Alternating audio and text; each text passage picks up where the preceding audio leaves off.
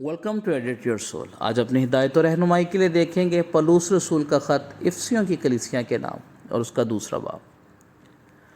اور اس نے تمہیں بھی زندہ کیا جب اپنے قصوروں اور گناہوں کے سبب سے مردہ تھے، جن میں تم پیشتر دنیا کی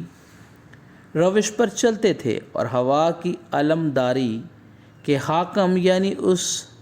روح کی تاثیر کرتے تھے جو اب نافرمانی کے فرزندوں میں تاثیر کرتی ہے۔ ان میں ہم بھی سب کے سب پہلے اپنے جسم کی خواہشوں میں زندگی گزارتے اور جسم اور عقل کے ارادے پورے کرتے تھے، اور دوسروں کی مانند طبعی طور پر غضب کے فرزند تھے۔ مگر خدا نے اپنے رحم کی دولت سے اس بڑی محبت کے سبب سے جو اس نے ہم سے کی، جب قصورواروں کے سبب سے مردہ ہی تھے تو ہم کو مسیح کے ساتھ زندہ کیا۔ تم کو فضل ہی سے نجات ملی ہے اور مسیح یسوع میں شامل کر کے اس کے ساتھ جلایا اور آسمانی مقاموں پر اس کے ساتھ بٹھایا، تاکہ وہ اپنی اس مہربانی سے جو مسیح یسوع میں ہم پر ہے، آنے والے زمانوں میں اپنے فضل کی بے نہایت دولت دکھائے۔ کیونکہ تم کو ایمان کے وسیلہ سے فضل ہی سے نجات ملی، اور یہ تمہاری طرف سے نہیں، خدا کی بخشش ہے، اور نہ اعمال کے سبب سے ہے، تاکہ کوئی فخر نہ کرے۔ کیونکہ ہم اسی کی کاراگری ہیں اور مسیح یسوع میں ان نیک اعمال کے واسطے مخلوق ہوئے جن کو خدا نے پہلے سے ہمارے کرنے کے لیے تیار کیا تھا۔ مسیح کے ساتھ یگانگی۔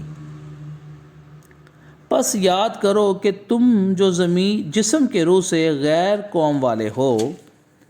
اور وہ لوگ جو جسم میں ہاتھ سے کیے ہوئے ختنہ کے سبب سے مختون کہلاتے ہیں، تم کو نامختون کہتے ہیں، اگلے زمانہ میں مسیح سے جدا اور اسرائیل کی سلطنت سے خارج اور وعدہ کے عہدوں سے نا واقف اور نا امید اور دنیا میں خدا سے جدا تھے۔ مگر تم جو پہلے دور تھے، اب مسیح یسوع میں مسیح کے خون کے سبب سے نزدیک ہو گئے ہو،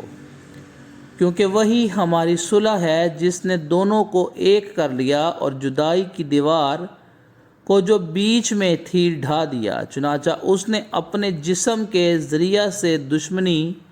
یعنی وہ شریعت جس کے حکم ضابطوں کے طور پر تھے موقوف کر دی، تاکہ دونوں سے اپنے آپ میں ایک نیا انسان پیدا کر کے صلح کرا دے، اور صلیب پر دشمنی کو مٹا کر اس کے سبب سے دونوں کو ایک تن بنا کر خدا سے ملائے۔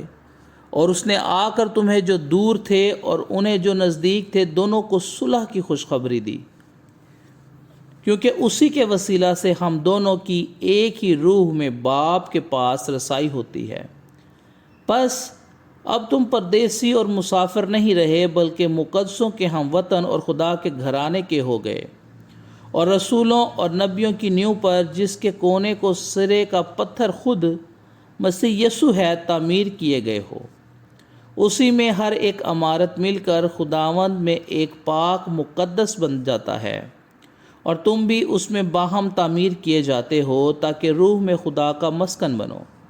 خداوند کے زندہ پاک کلام کے پڑھے اور سنے جانے پر اس کی خاص برکت اور رحمت ہو، آمین۔